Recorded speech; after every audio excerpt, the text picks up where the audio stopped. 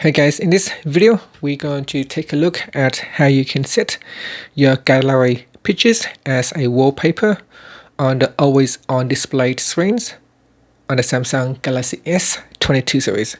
So first, let's go back to the home screen by tapping on the home button at the bottom of the screen.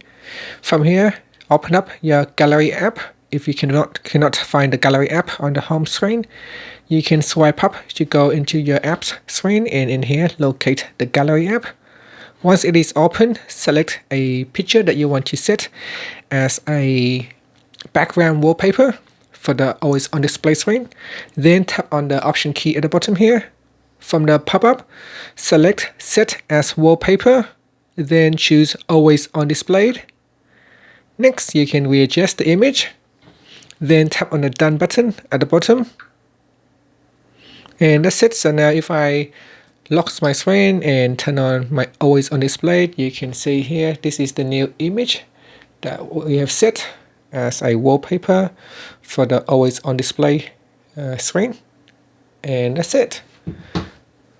Finally, you can tap on the home button to go back to the home screen. Thank you for watching this video. Please subscribe to my channel for more videos.